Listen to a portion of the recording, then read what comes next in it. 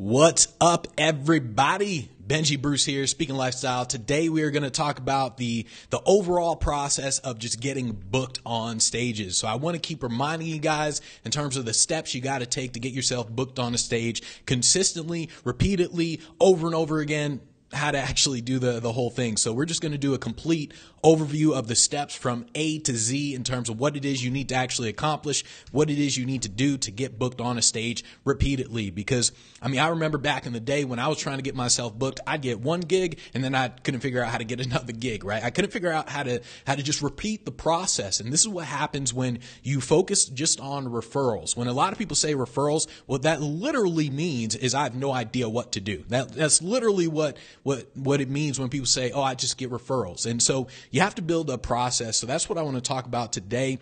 For you Speak Pro Academy members, this is going to be like an overview of what it is you need to do. For all you guys who don't actually know the process, well, now you're going to know, right? So you're going to know exactly how you need to get booked. So what's up, Maggie? What's up, Kathy? What's up, Sophie, Tillay, Glenn? What's up, everybody? Dean, what's up? What's cracking, everybody? So like I said, this is just going to be an overview in terms of the complete process from A to Z in terms of what it is you need to do. And I want to point something out here. You need to understand the difference between getting paid keynote gigs and building a complete speaker platform business, right? When most speakers think about getting gigs and just getting on stages, they think in terms of the entire platform. They're like, okay, I got to create content, podcasts, become an author, and all this stuff, build an email list, all sorts of stuff, right? They're thinking of the entire business model. Whereas you just want to think of the keynote business as one little aspect of your entire speaking business. So it's almost like, imagine if you own a restaurant. Imagine you own McDonald's or something, right? So you own McDonald's. That's your entire speaking business is McDonald's. One aspect of McDonald's are the meals on the menu. You can get number 1 and number 2, number 3, whatever, right? So you can get all the different numbers. So imagine number 1 is keynote gigs. Imagine number 2 is your online programs. Imagine number 3 is your book. Imagine number 4 is selling from the stage, right? So there's different parts of your business, and that's how you have to think about your speaking business. This is why so many people get absolutely confused in terms of how to get on a stage, because they confuse building up the authority, building up the expert part with getting on a stage. And so you have to think of getting on a stage as just menu item number 1 in your restaurant business. So that's how you want to think about the whole thing. What's up, Wani? What's up, Paul?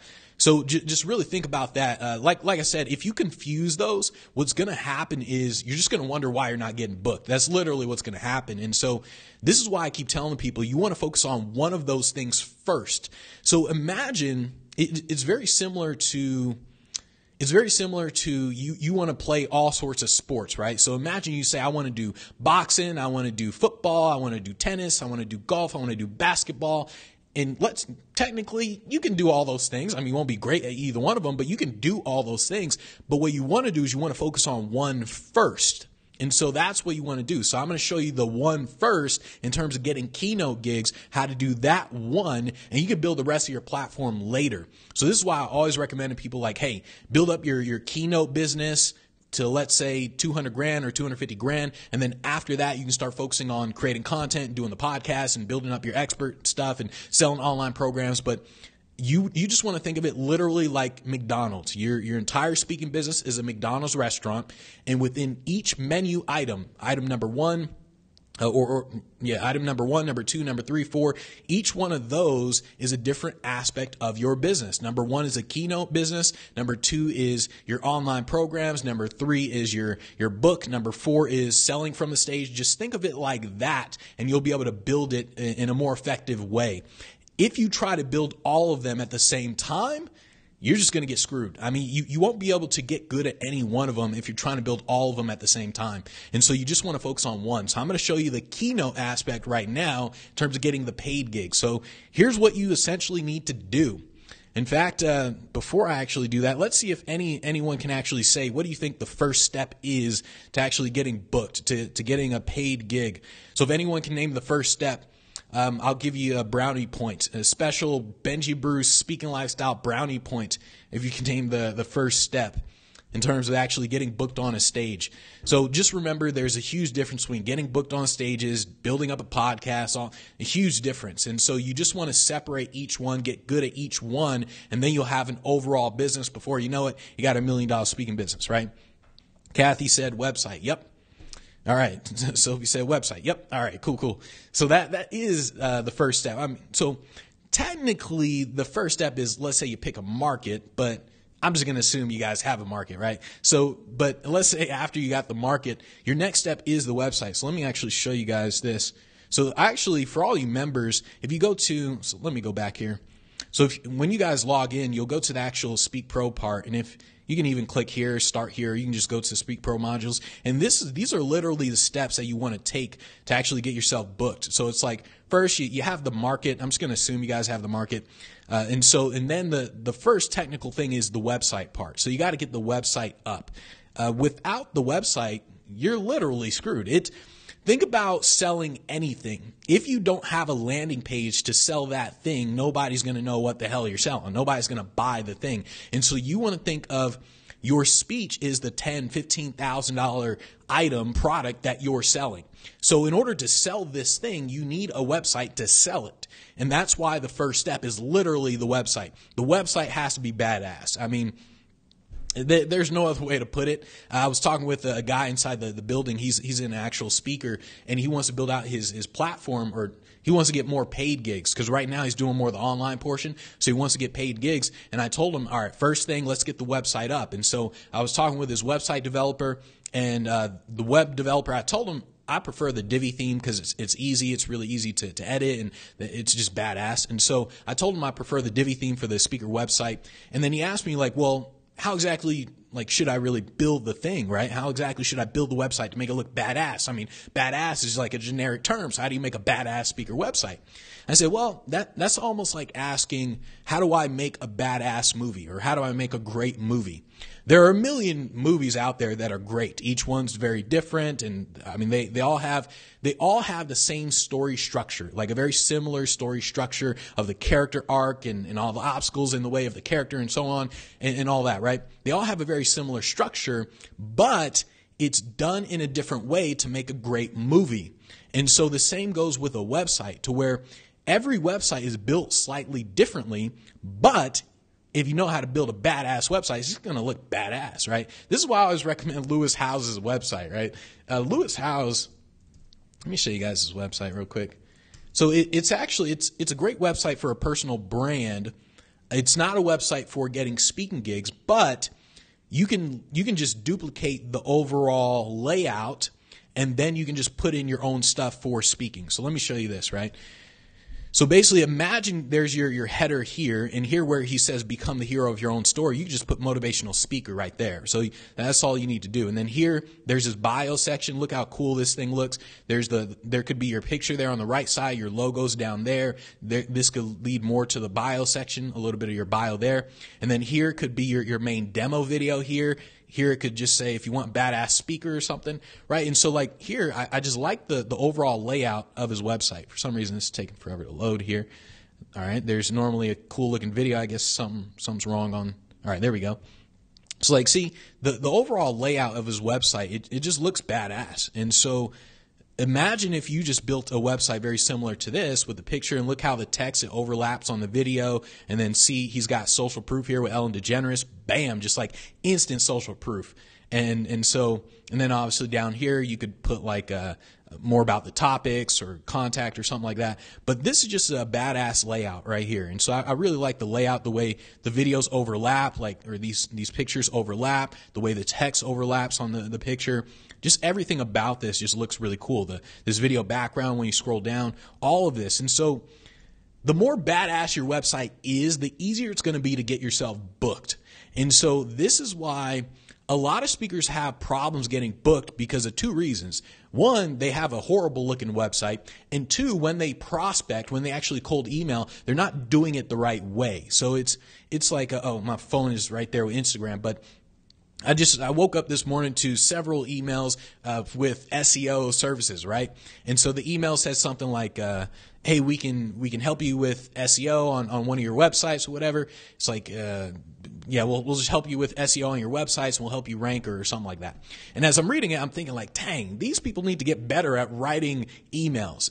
All they have to do is spend like 30 seconds on my website. Just spend 30 seconds on my website and customize it a little bit. All they got to do is just say like, hey, Benji, I saw your, let's say we're talking about Speaking Lifestyle. They're like, hey, Benji, I saw your Speaking Lifestyle website. Oh man, I love that you train the speakers to get gigs. I can actually help you with SEO. So when someone types in how to get speaking gigs, you'll be number one. If you want to talk, then just give me a call, whatever, right? Something simple like that. They could just spend 30 seconds and they'll get a better response. But no, the dummies decide, hey, I can help you with your SEO. They just make it too generic. So there's two reasons why speakers don't get booked on stages, because they don't have a great website and they're horrible at cold emailing, or horrible at pitching in general, whether it's cold emailing, cold calling, or whatever. And so you want to understand that the first step is the badass website. And I keep coming back to the badass website as your clothing, right? So you are trying to get hired for a job interview. If you go to a job interview with raggedy ass clothes, then what's going to happen? They're not going to hire you. I mean, maybe after 100, 200, 1,000 interviews, someone's going to feel sorry for you and be like, all right, you know what? I don't know, you can help the janitor or whatever. Like, that's what's going to happen. But on the other hand, if you walk into an interview with a suit, you're all decked out, tailored suit and everything, you're like, yeah, badass. I know I am. I know. And if you walk into an interview like that, then you're more likely to get hired. Instead of going to 100 interviews, you only go to 10 interviews or 5 or however many interviews is required. But it won't be a lot of interviews. The same goes with your speaker website. The same goes with your speaking business. The better your website, the more social proof and everything, the better the website is, the easier it's going to be for you to get hired. And so the reason this is so important is because you naturally underestimate the amount of work it's going to take to actually get hired. You underestimate the amount of people that you have to contact to get hired. And so if you underestimate this and you have a bad website, your website sucks, then you are going to take so long to get a gig that you're just going to give up. Like, instead of you having imagine with a bad website, let's say you have to contact 50,000 people before you get one gig, right? But you don't know that. I mean, you're thinking, all I got to do is contact 100 people and I'm going to get booked, right? And so what's going to happen is you're going to contact 100 people. You'll just give up. You'll be like, oh man, it's not working. The cold email stuff's stupid. Oh, it's phone call, cold calling stuff is stupid. It's not working. And so that's what's going to happen if you have a bad website. Like, you'll just be absolutely confused as to why you're not getting booked. So the first step is literally the website. And like I said, there is no one way to build a badass website. Nowadays, you really want to focus on mobile with the websites.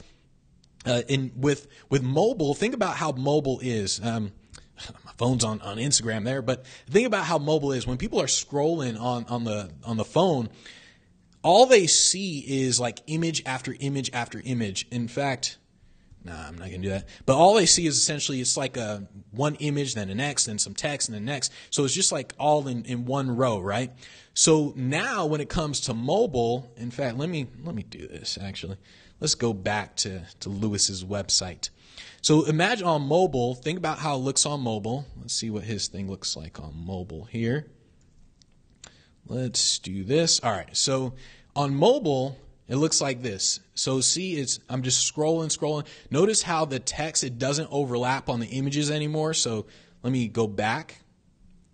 Let's see how the text, it overlaps on the images here. Looks really cool when it overlaps on that image. But when I go to mobile, it no longer overlaps. In fact, I think, the text they made it completely disappear there. So it no longer overlaps. And so you have to think along the lines of, what's going to make your website look good on mobile are the images.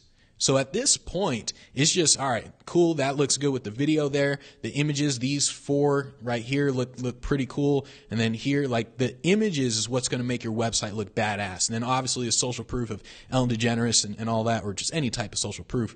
But that's what's going to make your website look completely badass. And then notice on his site, you see how his picture there, man, whoever designed his website, he did a really good ass job. Basically, notice how his picture here on the right side, you see it clearly. I mean, you can see his face, it's all clear. Then when I go to the mobile view, watch what happens.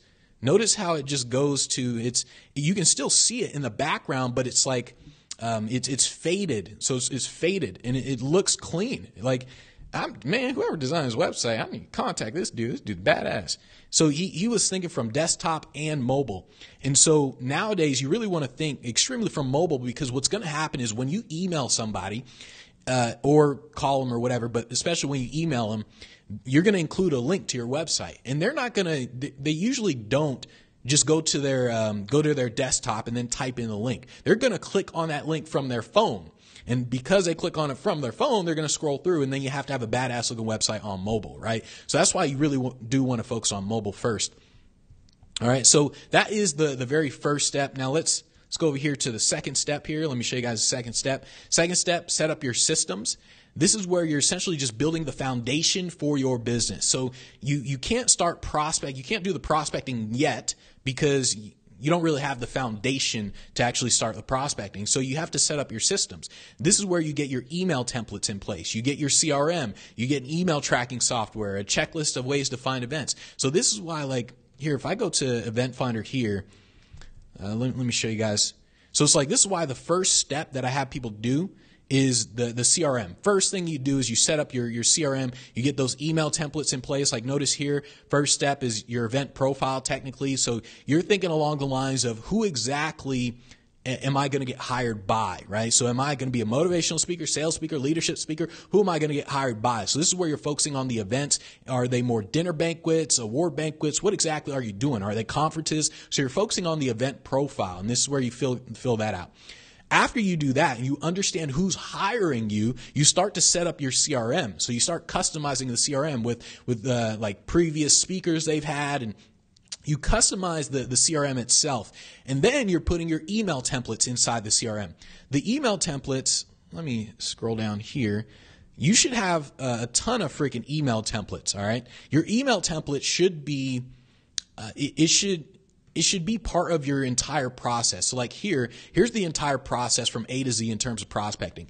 Each one of these needs to have an email template associated with it. Now, just because you have an email template doesn't make it a good email template. That's where the rubber meets the road, right? That's where you really need to focus on learning how to have email conversations in a way that makes you sound in demand. And if you guys haven't watched the video where I talked about it a couple days ago in terms of sounding in demand, you really, really, really need to watch that. I mean, sounding in demand is going to make a huge change in your business. But basically, you're going to set up your email templates. You need to have email templates for every contingency, right? So even like all these are email templates here, but like let's say here, they say we don't pay speakers. You need to have a template for that. Oh, we only hire inside speakers, industry related speakers. You need to have a template for that. Oh, fill out this form, fill out this RFP. You need to have a template for that, right? You need to have a template for everything. When you send a quote, you're like, it's going to be $10,000 for a 60-minute presentation. And if they don't respond back to you, so they don't respond back, what do? Right? You should never be asking yourself, how do I follow up? You should never say that ever. You should have your follow-up templates in place. You should have follow-up number 1. All right. What if they don't respond to that? You have follow-up number 2. What if they don't respond to that? Follow-up number 3. What if they don't respond to that? Right. And so you have all these follow-ups, and even let's say you send out the contract. So you quote them a price. You're like, hey, it's going to be $10,000 for a 60-minute presentation. You're like, okay, great. You're like, all right, send us a contract. You send them the contract and they don't respond to you. And what are you going to do then? You need to have a follow-up and then a follow-up to that and a follow-up to that and so on. And so that's why you build out all your email templates, right? And understand this. I've talked about this several times. An email template is just that. It's an email template. It is not something you copy and paste in there. If you copy and paste a template without customizing it, you're just like those SEO people who sent me an email today, right? It's stupid as all hell if you don't customize your templates. I mean, you are literally wasting your time. Literally. You're sitting there putting in a template. Nobody cares about it. Like, people will read it. They'll see it's a template. They'll probably click spam on your ass. They'll be like, oh, spam. Like, that's literally what's going to happen. And so if you don't customize your templates, people won't feel like the email is for them. You got to make it sound like it's for me, right? If someone says to me, hi, I would love to hi, we're an SEO company, and we can actually rank your website as #1 on Google, Yahoo, and Bing. All you need to do are just tell us a few keywords that you want, and then we'll rank your website on as #1. If I read that, I'm going to be like, spam, get the F out of my freaking inbox. What the hell? I never signed up to this stupid email list. That's what's going to happen, right? On the other hand, if they say, hi, Benji, I saw your website, your speaker training website. I loved it. I mean, your content is great. And I'm going to be like, thank you. Your content is great. We can actually help you rank to be #1 in terms of how to get speaking gigs. And at that point, it just took them a quick second. That's all. And so that's why you got to customize the templates, right? And so that's one of the biggest reasons why speakers are struggling, because they just don't customize stuff. All right. And so that's what you're doing in terms of the first step, the website. The second step, you're setting up the systems. Let me go back here. So you're setting up the systems. So you write your email templates. If you guys are members, you already have all my email templates. I just showed you like all these templates. You already have all these templates. And by the way, guys, you also might want to go back to some of these templates and see if I changed any of them, because sometimes I'll update them. Like I'll change a couple words in them. All right. So you get your email templates. You buy a CRM if you don't have a CRM. And then you also buy an email tracking software like Yesware or something. You do one of those.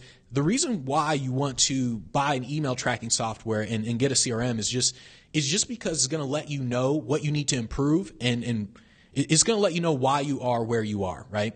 And so it's one of the reasons why I had, in the beginning, I would always keep track of certain numbers when I was like doing a ton of stuff, because I needed to know what I needed to improve in terms of how many leads did I generate, how many did I contact, how many replied, and how many opportunities were there, and how many gigs did I book. So those are like the main numbers. So if I know that I generated 500 leads for the week, if I did 500 leads for the week and I contacted all 500 for the week, and let's say 10 of them replied, what does that tell me? That tells, oh, shoot, something's wrong here. So if 10 of them replied, it could mean a couple things. It could mean my email may have been blacklisted, so maybe it was going into spam.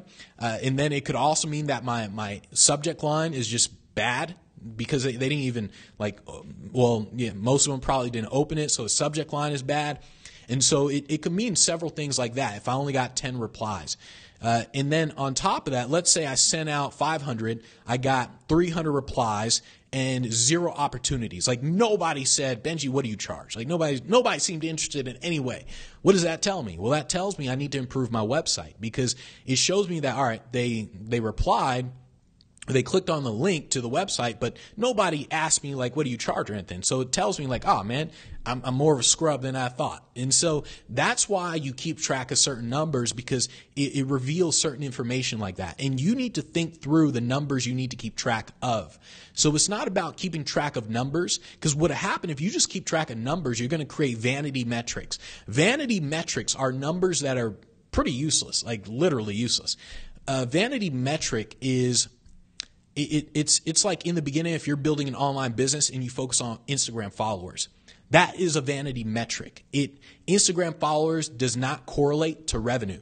It just doesn't. And so you need to create real metrics in terms of, here's the goal that we're trying to do. If your goal is 6 figures a month selling an online program, you do not keep track of Instagram followers. It's a stupid metric to keep track of. Basically, think of vanity metrics as stupid metrics. That's literally, it's interchangeable, right? So that's what you want to think. If you need to think through in terms of what each thing you're keeping track of actually means, because like I said, otherwise you're just going to keep track of things and you're just going to waste time. So you'll end up keeping track of before you know it, freaking 50 metrics, and you're just going to be wasting time when you only need to keep track of 5 or 7 metrics. And so that's why you need to use certain your CRM and use your email software and all that to keep track of stuff. All right. Let's see. Reggie said, hey, everyone, using Yesware for email. What CRM are you recommending we use to link well with that? Salesforce links well with everything, but Salesforce is also expensive. It's one of the reasons why, I still haven't switched yet to Salesforce, because I really like the base CRM. Or no. They changed their name to Zendesk Sell. That's freaking too many words. But Salesforce integrates perfectly with everything, like damn near everything. And that's why they're the number one in the industry. But I always recommend there's Pipedrive, Zendesk Sell or Base CRM, and Salesforce. Salesforce, like I said, it literally integrates perfectly with everything. So what most CRMs do is you put in the BCC.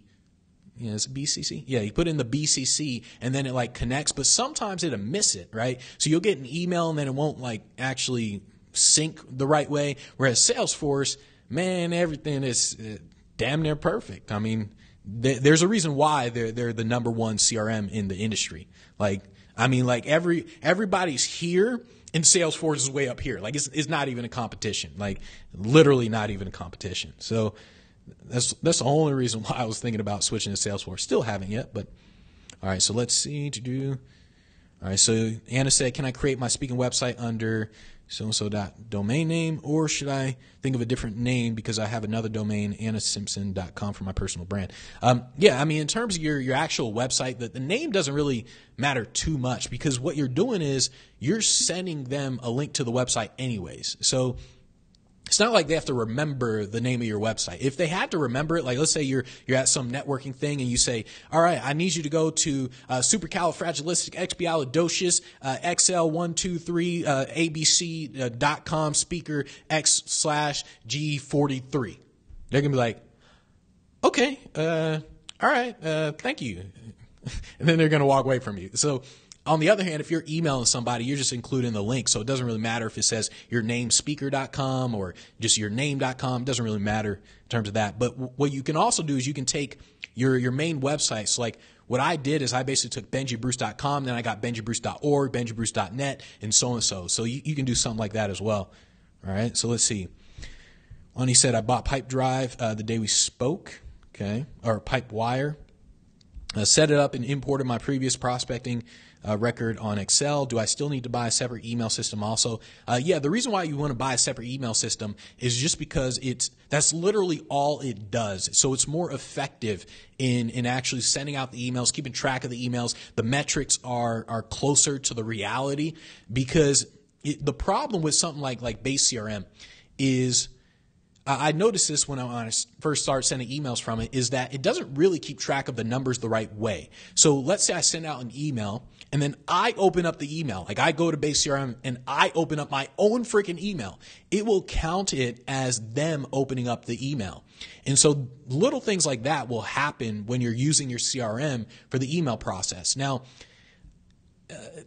I mean, it's one of those things where it's not a necessity. So a CRM, you definitely do need a CRM. If you can also afford to get the email software like Yesware, then yes, get it. If it's not a thing in terms of you're like really thinking about it, oh my goodness, this is too much, $25 a month, whatever. I recommend the $55 a month one just because of the cool things that it can do. But like if $55 a month is nothing to you, then definitely get it. Like all it's going to do is get you there faster. That's what's going to happen. So it's like what I said yesterday, I think, where if you get a mentor, right, you will succeed with or without a mentor. You will succeed with or without an online program. The only difference is how fast you're going to succeed or fail. That's the only difference. If you get an online program teaching you the stuff, you will succeed faster than if you did it yourself because you're going to fall into all kinds of traps trying to do it yourself. And so the same goes with something like Yesware, with any email software. What's going to happen is if you're contacting people, you're going to go slower if you don't use a system like Yesware because you won't know what to fix. Like you're going to be sending out emails. You won't know what's wrong. And this is why when people say to me, I've been doing cold email and it's not working. I'm like, nah, your ass ain't doing it right. That's why it's not working. And they don't know they're not doing it right because they don't have a system like Yesware telling them what to fix. So imagine if I send out 100 emails. Imagine I don't have Yesware. Imagine I don't have a CRM, right? Imagine there's nothing showing me any types of numbers whatsoever. And I send out 100 emails. I don't know who opened my emails. I don't know who clicked on my website. I don't know how many people responded to it. I don't know a damn thing, like absolutely nothing. I'm just shooting in the dark. And then what's going to happen is eventually someone will hire me, right? Eventually, but it's just going to take too long because I won't know, is my email blacklisted? Like, are my emails even getting through? I mean, should I change a subject line or, should I change what I write? Should I change the pitch in the email? So if you don't know that stuff, it's just going to take you a really, really long ass time to actually get on a stage just to get yourself booked. Just like the SEO people on the phone, right? I woke up this morning, I read the stupid SEO emails, spam, spam, spam, spam. And if they would have an email tracking software, they probably don't. They probably just have a spam software that just sends out the emails. They don't care about anything else. And so if they had a software like Yesware, well, one, they'd probably get kicked off of Yesware for spamming. But if they had a software like Yesware, they would know that people aren't responding to their freaking emails. They would know that they're sending out 50,000 emails a month and only 100 people are responding to it. So if you know that, you're like, okay, well, obviously I got to change what I'm saying inside of my email because it's not working. And so that's why you need to get something like Yesware. Is just going to get you there faster. The only reason I succeeded, like I literally think the only reason I succeeded is because of the numbers that I had in the beginning. I didn't have a process. I didn't have a CRM in the beginning. I didn't know a damn thing. I was cold emailing like a mofo. I was saying all the wrong things. I was doing everything wrong, but I was doing it all day, every day. So I contacted more people in 1 week than damn near every speaker contacts in a month. That's just a simple fact. And my friend would tell you that as well. Like one day, if he comes out here, I'm gonna do a Facebook Live with him, and he'll tell you like that was literally all I did. I woke up at least 7 a.m., went to sleep, and all day, every day, like literally just bam, bam, bam. That's all I did all day, every day was send out emails. I'm surprised. Well, I think the only reason I didn't get blacklisted is just because it wasn't like the way it is nowadays, where there's so much spam nowadays, and everyone's like, God damn it, all this spam stuff. Just like with phone calls right now. There's so many robocalls right now that cold calling is getting harder because it's harder to actually get people on the phone. Like back in the day, you call somebody up, they'd always answer. Nowadays, you call someone up, they rarely answer because they see a number they don't know. They're like, voicemail, right? Because there's so many robocalls that even the FTC had to step in and literally threaten AT&T, Verizon, all the carriers and say like, hey guys, you need to do something about this like in 2019 or we're going to fine you guys. Like this is ridiculous. And so that's how bad robocalls are. And I think that's the only reason why I didn't get caught as a spammer, just because I'm telling you, I sent out so many emails, it's ridiculous. And so, but nowadays, if I were to do it all over again, I wouldn't have needed to send out so many. I just would have had a software with a CRM with Yesware, and bam, I would have got myself booked like really, really quick. All right. So that's why you definitely need that. So let's see. Pipe driving Yesware has been working well for me. Cool. All right. So let's see. We were on the Speak Pro website. Is the information you just had on the screen? Well, let's see. Everything in terms of Speak Pro websites here. So if you go in the Speak Pro, everything is in the program section, Event Finder, all that is in the Speak Pro. All right. So let's see. Anna said, how will CRM tell you what to improve about the website? Your CRM doesn't tell you what to improve with the website. The website is the thing. It's your email software like Yesware. That's what tells you. It tells you to improve your website. It doesn't tell you what to improve on your website. Nothing will tell you what to improve on your website. It's very similar to like graphic design or making a movie. There isn't any one way to do anything. There isn't any one way to build a website. There isn't any one way to make a movie. There isn't any one way to create a cool ass graphic design image. There isn't any one way to do it. But you, everyone here, everyone watching this can tell the difference between a great movie and a horrible movie. Everyone can tell the difference between a great design and a horrible design. Everyone can tell the difference, right? And so the same goes with the website, to where it's one of those things where there are no rules. There's no step-by-step process to building a badass website. It's one of the reasons why so many speakers struggle with building a badass website, because it's like anything, to where literally imagine you're making a movie, imagine you're designing an image. Well, when people look at the image, they can say, oh, no, that image sucks. That's a horrible looking image. On the other hand, they see a great image. They're like, oh, that image looks tight as all hell. My goodness, right? And so the same goes with the website. But what the email software does is it tells you to improve your website. So if you sent out 100 emails, 100 of them opened the email, and let's say none of them actually replied back to you. Like they opened the email, they clicked on a link to 100, opened the email, 100 clicked on a link to your website because you have persuasive ass email copy, 100 of them like clicked on a link, and none of them got back to you. What that tells you is, oh man, they didn't get back to me because they saw my website. They must have thought I sucked. And so that's when it tells you, all right, I got to improve my website. So that's the purpose of the email software. All right. So let's see. You said I'm doing 5 emails a day. Not enough. Not even close to enough. All right. So let's see. You said the rest of the time I have to work. So here's the thing. If you have to work, if you have a job, you need to get very strategic about how you spend your time. This is one of the things, like when people tell me, oh, I don't really have the money to do something, right? I think to myself, no, you just don't know how to budget. Like you don't know how to actually save money or anything. I guarantee you, when people tell me they don't have the money, here's what they do. They go out to eat a lot. They probably have Netflix. They probably have cable. They probably have, they probably like buy a ton of groceries, not really looking at prices. They buy the branded stuff instead of the generic cheap stuff. So there's all sorts of things. When people don't have money, I'm like, no, you just don't know how to actually like save and budget and stuff. So I can easily look into anyone's finances and I can literally just cut everything out of their finances. I can be like, you don't need cable. Like, forget that. Sure, you got kids. Tell them you'll get cable next year when you actually make some money. Tell them to just watch on their freaking phone.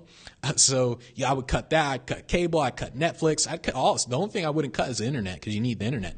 But it's like, just one of those things when, like, the same goes with having a job. When you have a job, I'll tell you right now, if you have a job and you're not in the Speak Pro Academy, it's going to take you way longer than you think. Like, so much longer, because it's like, imagine you're trying to get good at a sport. You're trying to get good at boxing, right? You're trying to be the greatest boxer of all time. And when you're trying to be the greatest boxer of all time, what do you need to do? You need to practice. You got to practice boxing. Like, you got to actually go start practicing boxing, sparring, all that sort of stuff. But imagine if you're like, I don't have time to practice boxing. I only have 10 minutes a day to actually go and practice boxing. Well, how long do you think it's going to take you to become Muhammad Ali or Mayweather or Mike Tyson? It's going to take you a long time. If not, you'll never make it happen, because you're not practicing enough. The same goes with sending little emails, to where you're only sending a few emails. It's not nearly enough. So what you have to do is you have to figure out where's the time in your day that you can actually get more strategic and find the time. So like, let's say lunchtime, right? Lunchtime at the job, they give you an hour lunchtime or 30 minutes. I don't know how long they give you, but imagine they give you 45 minutes for lunch. You guys say, okay, I don't need 45 minutes to eat, and I don't need to go out to eat, nothing like that. So what you do is you're sitting there. Let's say you work at Starbucks, right? In fact, Wani, how long is your lunchtime? I might as well just ask you how long your lunchtime is. How long is your lunchtime? All right, but think about, you got to get really strategic in terms of your time. So like, imagine the lunchtime is 45 minutes. Imagine you're working at Starbucks.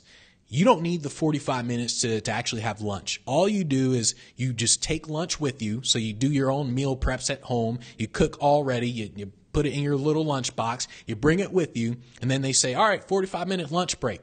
Cool, thanks. Bam, you eat your freaking sandwich in 3 minutes. You're like, you just eat it in 3 minutes, right? You just sip down on some water, right?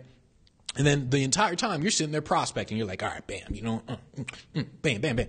And that's also what a thing like Yesware helps you with in terms of time management as well, and just being more efficient, to where if you know that you don't have a lot of time, what you do is, let's say you're prospecting, right? So you go out, you prospect during your lunchtime, 45 minutes, you just eat lunch real quick as you're prospecting. You're building up a list. In 45 minutes, you can get at least 20 events, a minimum of 20 events. And that's if you're not using any tools. That's if you're just copying and pasting stuff, right? So you just copy and paste websites, okay? Bam, you copy and paste, copy and paste, copy and paste. And then in a week, you now have 100 events. You did 20 a day, you now have 100 events. And then on let's say Friday or Saturday or whatever, you now pay a virtual assistant on Fiverr. Go pay them $5, $10 or whatever, and say, hey, I need you to find the email addresses to every single one of these websites. Find the email addresses. Doesn't really matter what email address. Just find the email address. And in fact, I'm also going to give you access to this Yesware thing. When you find the email, I want you to send this email template number 1, where it says, hey, I was wondering who hires speakers, right?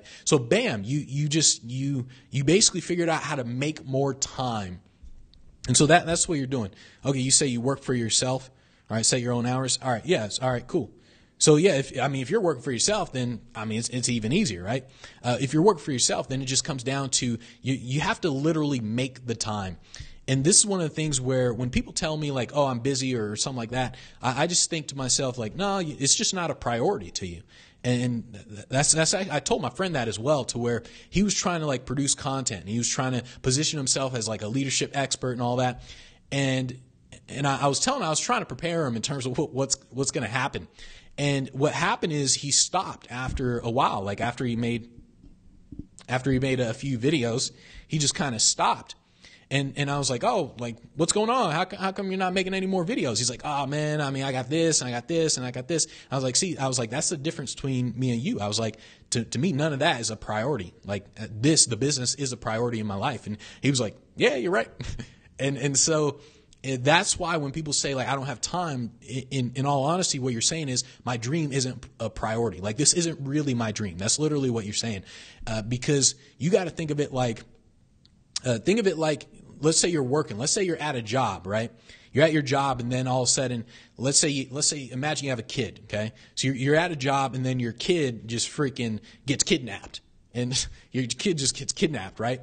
I mean, nothing is going to stop you from leaving your job. You're just going to be like, hey, boss, my kid got kidnapped. I got to go. And the boss can be like, no, man, you can't go. I mean, we got a ton of customers, right? You'd be like, look, man, my kid is more of a priority than this job. So I got to go. I don't care if you fire me. I don't care. I got to go. And so the same goes with your dream, to where it's like, if you really consider this a priority, you'll make time for it. You'll literally cut things out of your life to make time for this thing. And so that's why when a lot of people say, I don't have time, I just think, no, it's just not a priority to you. And so you have to think, is it really a priority, or is it just like a fantasy that you have inside of your head? All right. So let's get back to this thing. So after you get all this set up, so let's say you buy the CRM, you set up your CRM, you get the process set up, you get the email templates, you get the email tracking thing. You also get the checklist of ways to find events. So what you're doing is you literally just kind of sit down and you think about different ways to find events, right? All you really need to do, like I said, I just use Google. I don't really do anything else. I use Google and like Google Images, sometimes Instagram, but in terms of finding events, you just sit down and you just think of keywords that you can type into Google, like annual conference or annual employee banquet or 2018 employee gala, or you just think of keywords like that you would type into Google. And you can come up with a huge list of keywords. If you guys are members, you already have like the list of keywords that I created for you guys. But you just come up with a huge list of keywords. You copy and paste those keywords into Google. Poof, 1 million events pop up. Now you start doing the prospecting stuff. But you have all these documents and stuff in place. So you got to put all these documents, all these systems in place before you start executing. Because if you don't have this stuff in place, what's going to happen is, one, you're going to wake up wondering, what do I do? Like, all right, I got to get booked today. What do I do? I don't know what to do to get booked, right? So you're going to wake up wondering, like, what exactly do you do if you don't have these documents in place? And then let's say you do get hired. Let's say you get hired from a referral. Then you're going to do the gig. You're going to feel amazing. Like, yeah, I'm a badass. I got paid. Oh, yeah, I got all this video footage. I'm a badass, right? Then you're going to go back home. You're going to be like, how do I get another gig? And you're just going to wonder, like, how to get another gig. So the reason why you want to have all these systems and processes in place is because you don't want to wake up doing that. You need to wake up literally putting into your schedule saying, all right, today for 90 minutes, I'm going to find events using the Google keyword search for the keyword annual award banquet. I'm going to search for events for 90 minutes doing that. After that, I'm going to take a 10-minute break. Then I'm going to do another 90 minutes, once again, searching for more events. I'm going to take a 10-minute break. I'm going to do another 90 minutes searching for more events using this keyword, right? And then you're doing that. Like, you're very, very specific about what it is you're doing. And that's why you need to have these documents. Then when you do the prospecting, you get the email and all that stuff. Once again, you have the email template. So you no longer say, what do I say to these people? Because you have the email templates in place. You're like, I already know what to say. I put my email templates in the CRM, in the Yesware. I put them into place, so I already know what to say. Because I got all these, I got like 20, 30 email templates in place. I know what to say. So you send out email template number 1. They respond. You don't sit there and say, well, what do I do? I don't know how to respond. You don't do that because you got an email template. You know how to respond. Let's say you quote the price, right? You don't say like, oh, how do I follow up? I don't know how to follow up. You don't do that because you got an email template in place. This is why you put all the systems in place, right? If you don't have these systems in place, like literally you're just going to be wondering like, what do I do? So that's essentially what you're doing. And then obviously once you have all that stuff in place, now it comes down to actually executing, right? So now you're actually finding and contacting events. All this stuff down here, this is just kind of like more just kind of adding on to everything, the referral system and all that. That's just like really expanding it. But these are the main steps here that you have to do. These are the steps that's going to literally fill up your calendar in terms of step number 1, get the badass website going. Step number 2, set up your systems, the CRM, the email templates, all the templates, the documents, all the stuff you need. You set all that stuff up. Step number 3 is you start prospecting, or you just start executing at that point. This is where you actually start literally contacting the events. And this is where a lot of people struggle. Because like once again, when you are cold emailing someone, when you're contacting someone, cold email, cold calling, doesn't matter. When you're talking to somebody, you need to understand when you're doing it the right way and when you're not doing it the right way. If it's not working, it's because you are not doing it right. That's all it comes down to. You are not doing it right. Cold emailing works. Cold calling works. Facebook ads work. Google ads work.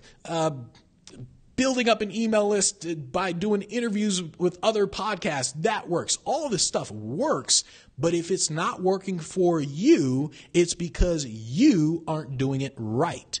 And I have yet to see anyone actually know how to really just send out emails the right way and have the right email conversation. The only exception actually was this one guy I talked to when we were doing the phone calls. He was actually contacting high schools and stuff. And it was actually a really, really good email template. This is the only time I never actually changed someone's email template. Like literally the only time in all the years I've talked to anybody is the only time I just said, no, keep it the way it is. And what he did is he said something like he would send out an email to schools, like high schools, and I think it was just high schools and stuff. He sent out an email to high schools, and this would only work with schools, by the way. It wouldn't really work in the corporate market. But he sent out emails to schools, and he said, hey, I'm actually doing an event over in your area. And so these are the dates that you can basically pick for me to come to your event. You can pick, I'm going to be at this high school on this date. So I can come to your high school on any one of these dates. And he lists like, let's say 5-6 dates. And then he just contacts all the high schools in the area, sends the same email like, hey, these are the dates you can pick from. First come, first serve. And that's basically what he said, right? It was really short and everything. I was like, that is perfect. Like it makes him sound in demand. He's like, hey, I'm going to be there anyways.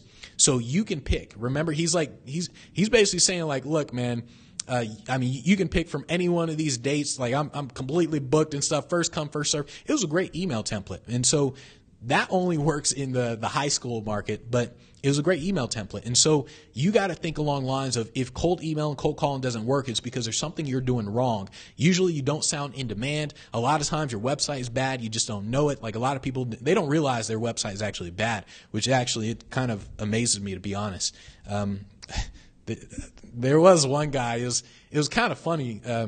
It was on the phone conversation where I showed him the website. I showed him like Lewis Howe's website. I showed him the other guy, John's website. And I was like, all right, look at these websites, great websites and stuff. And then I saw this guy's website. This guy's website looked like it was built back in 1980. It looked like it was one of the first websites ever built. And he literally said, he was like, I don't really see how his website is better than mine.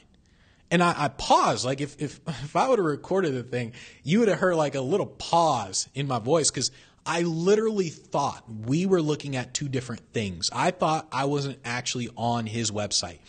I was like, wait, what's your website again? That's literally how it went. I was like, oh, you got to look at great examples of some websites. Like look at Lewis House's website, look at this guy John's website and all that. And he like looks at him, types it in, and he's like, well, I mean, I don't really see how their website is better than mine.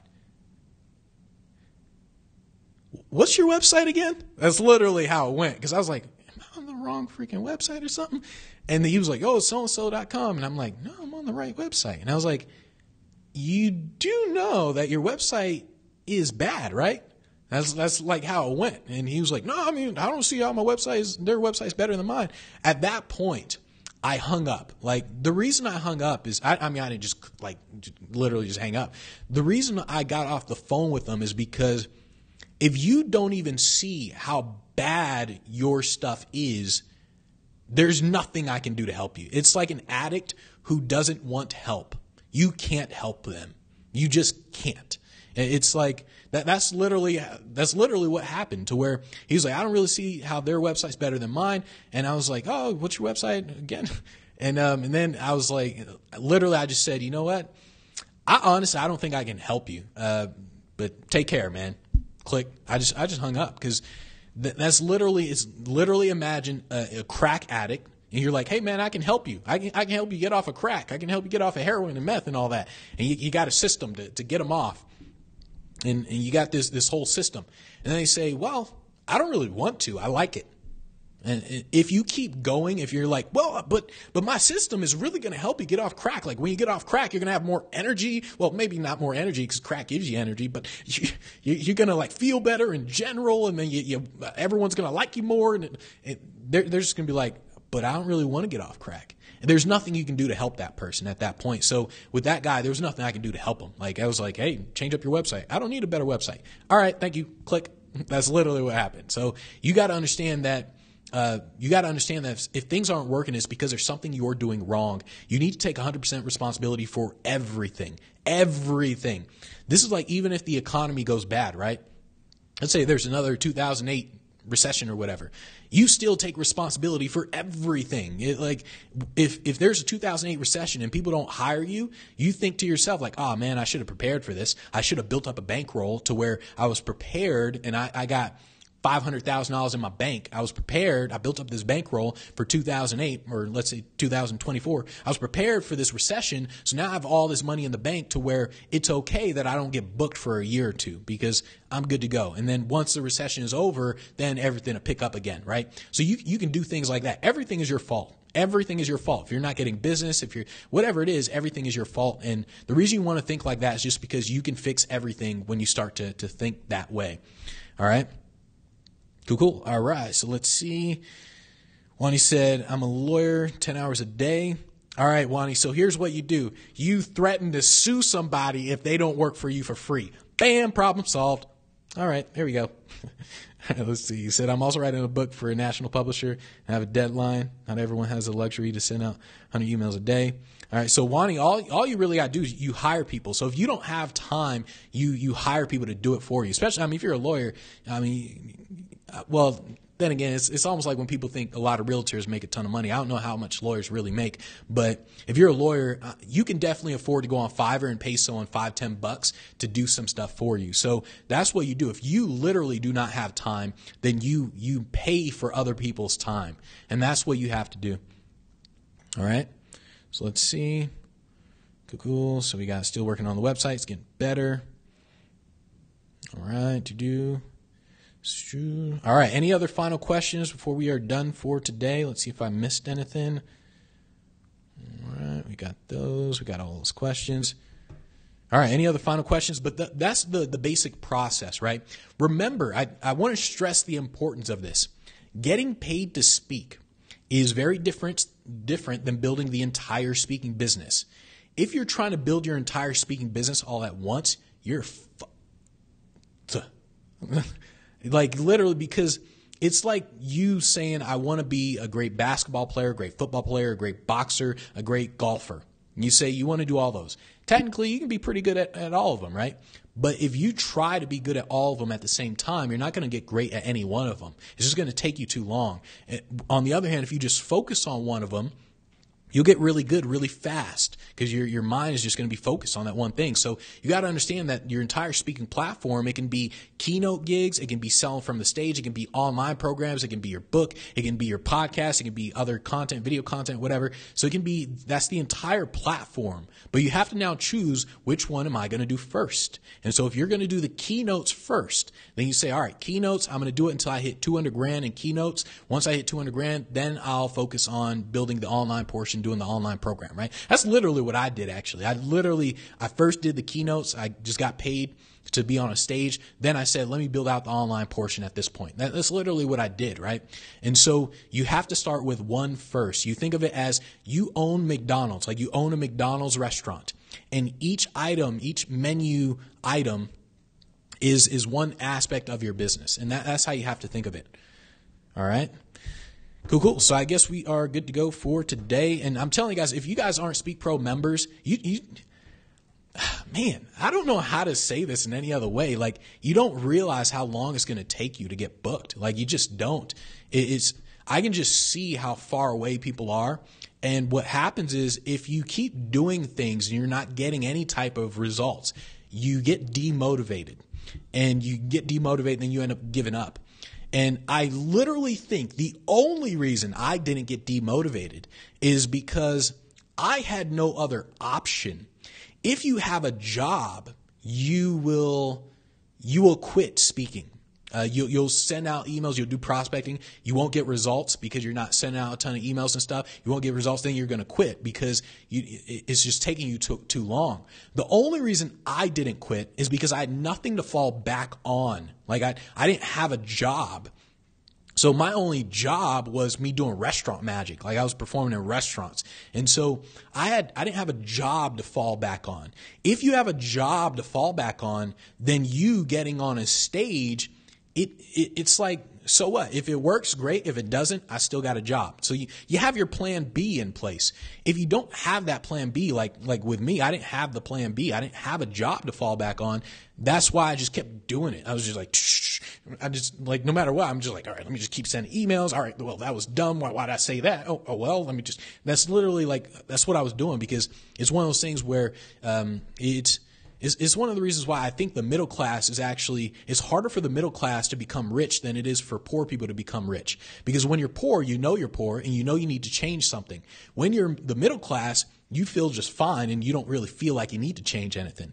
You have these dreams and fantasies of what you want to change and how the life you want to have, but you're too comfortable with the life you currently have. And that's why you don't change anything. Whereas someone who's poor, they're not comfortable with the life they have. They're like, this is stupid. I got to eat out of a freaking garbage can. I'm sleeping in my freaking car, right? So they understand, like, I got to do something. I got to do something to freaking make things happen. And so that's why they make things happen. That's why you tend to hear rags to riches stories instead of just middle class to riches stories. And so that's why you just got to understand the psychology behind it. If you have something to fall back on, you're too comfortable at this point. So you just got to make sure that you're not comfortable. All right. And if you guys, like I said, if you're not in the Speak Pro Academy, you want to join speakproacademy.com, because like I said, I'll just get you there faster. And I tell people this, like, no matter what, you will succeed with or without me. It's just a matter of how long it's going to take you. Do you want it to take 10 years? Or do you want it to take 1 year? Like, and that's literally the difference. Like, I'm not exaggerating that in any way whatsoever. Without someone helping you, the right person helping you, by the way, it will take you 10 years minimum. With someone helping you, you can get there in a year, like Dave did. Maggie already got her 25K gig and everything, right? And Bob, 200,000, right? Cool. All right, let's see. Thank you. Now I see what aspect I can delegate and hire out. Cool. All right, so we are good to go for today. I will see you guys tomorrow, 9 a.m. Pacific time. Take care, everybody. Thanks for showing up. 9 a.m. Pacific time, Monday through Friday. I'll see you later tomorrow, actually, 9 a.m. Pacific time.